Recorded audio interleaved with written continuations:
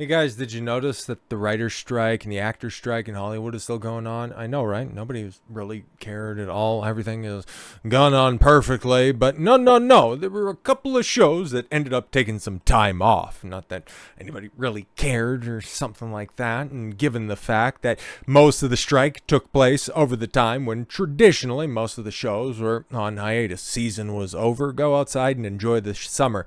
But now, as spring or as summer turns to fall and we're in September, all of those shows theoretically supposed to be coming back. And one of those shows is a talk show. And there's apparently writers for those garbage things, but it was the Drew Barrymore Show. I think the last time we actually talked about this show before, mostly because, well, Drew Barrymore had Dylan Mulvaney on there doing all of that weird stuff, just bowing down to that trans grifter at the height of all of that nonsense. But knowing that she employs a bunch of people and, no reason that, we should anticipate that strike ending anytime soon, given the fact that California is going to start subsidizing all of those stupid, goofy, worthless actors. So she thought, oh, why not just, employ some people, make some wealth out there and, take advantage of a reasonably barren landscape. Everything seemed right until, of course, Screeching Harpies started to call scab, and then threatened to start demonstrating right in the middle, which is just,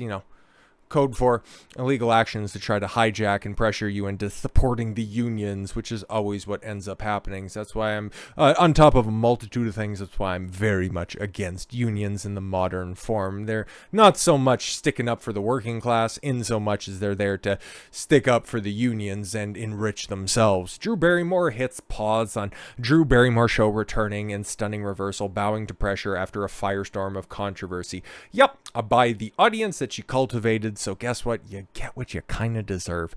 Drew Barrymore made a stunning decision to pause the return of the Drew Barrymore Show until the strike is over. So see you next year, some point. According to a post made on her official Instagram page this morning, Drew Barrymore Show returned to taping new episodes last week after the show planned summer hiatus. Yeah, see, exactly. When the season's over, everybody goes out and plays for the summer. Like we all knew back when people actually watched television and didn't just simply consume their entertainment through streaming services. Yeah, there was a television season that kind of ended in May and picked up back again in September. And lo and behold, all of those traditional programs still follow the same tradition. Imagine that. With Drew defiantly defending her decision to return to work during the dual WGA and SAG-AFTRA strikes. I own this choice, she wrote in the message posted on her Instagram. We are in compliance with not discussing or promoting film and television that is struck of any kind. The blowback.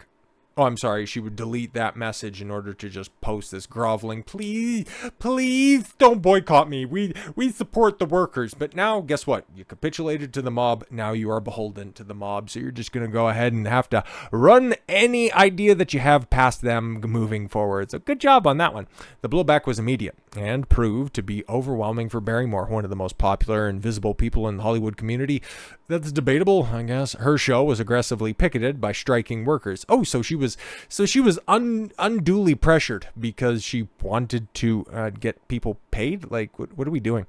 This wasn't just, Drew Barrymore and only Drew Barrymore is going to get paid. No, she has people that work, that rely on a paycheck. But no, the union doesn't want that. No, you need to go out there and you need to fight for your fair share. Meanwhile, everybody that was working on the show was like, yeah, no, if we perform, we'll probably get a pay raise. No, you're being scabs. We aren't in the union. Boo, shut down her show.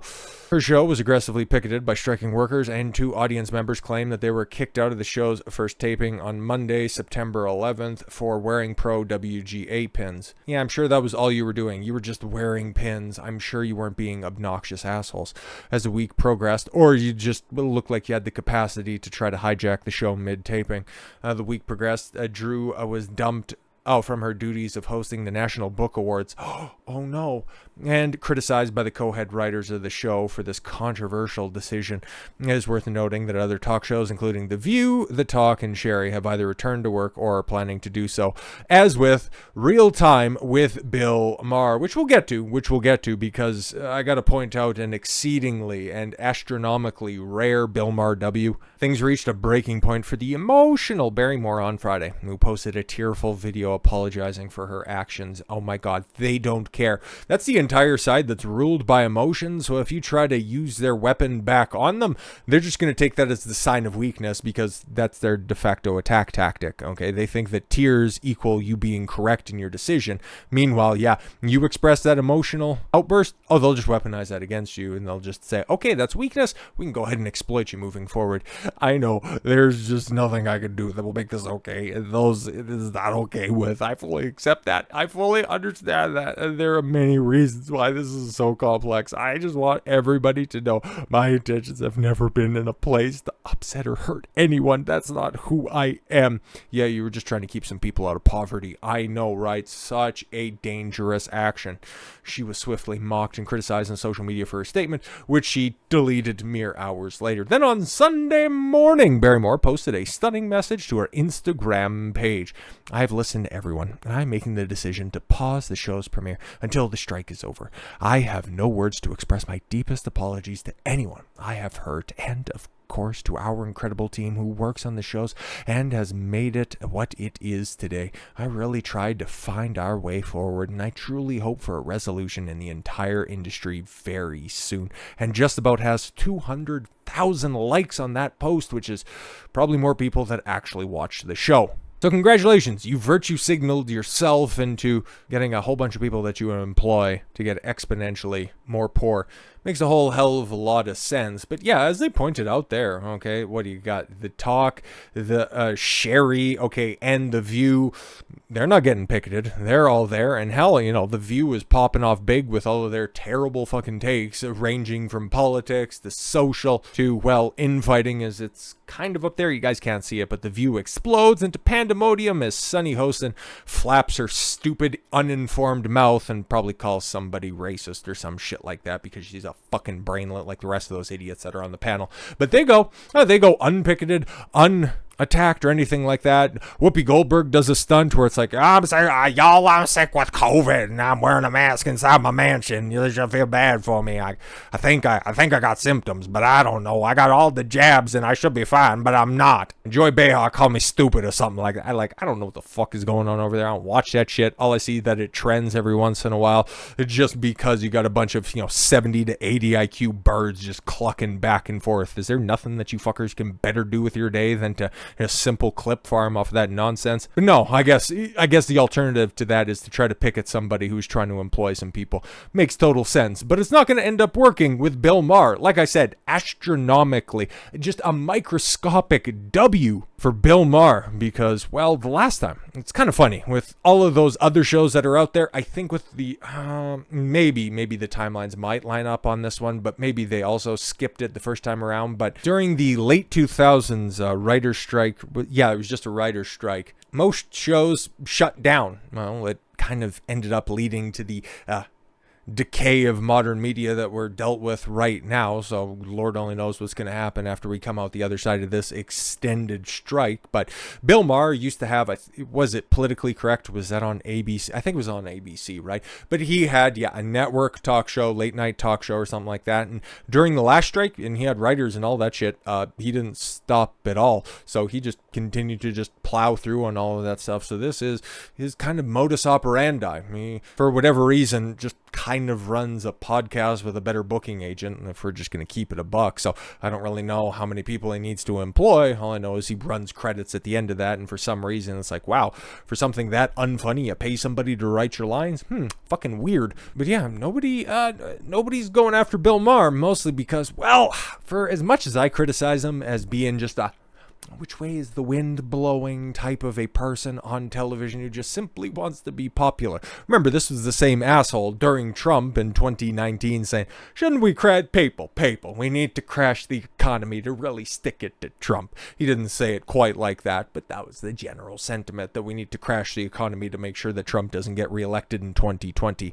He's still that same asshole. Now, all of a sudden, just because he hears woke every once in a while, he needs to start calling out the more crazy ass aspects of the liberal agenda, but then goes on Joe Rogan and still continues to make an asshole out of himself. But anyways, yeah, we've been over the Drew Barrymore stuff. Need not rehash any of that shit. I don't really care about that. We'll go with the Bill Maher stuff. Meanwhile, comedian and talk show host Bill Maher has dug in his heels and will continue his show real time without writers. Maher, whose weekly show surrounds news events, admitted he provided his staff with some assistance, but that they are still struggling mightily. As a result, the host predicted the show will not be as good as our normal show, which, ooh, God, you take a 3 down to a 2.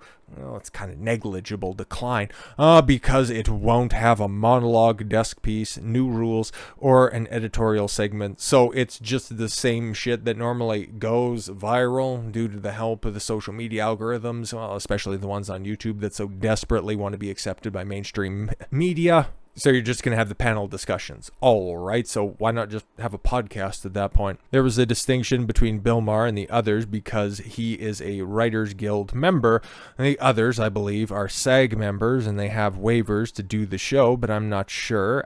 But he's a Writers Guild member, and he's going to go back to work. So yes, a lot of people are saying that's scabbing. WGA West President Meredith Steinem, oh boy, explained to Jake Tapper on the lead shortly after the news broke. There's definitely some anger that he's doing that. Yeah, and I've seen some idiots go out there and try to protest, or just say that, oh, next time he tapes, we're going to go in there and we're going to interrupt the show, which is only going to do good things for his show, who he's already lying out and saying that, well, okay, people, we're not going to have our scripted portions of this. So if you have people try to storm the stage in order to just call him out, you're a scab and you need to support the union, it's just going to go viral. Just mark this down right now. Mark this down, on this very day when this video gets released.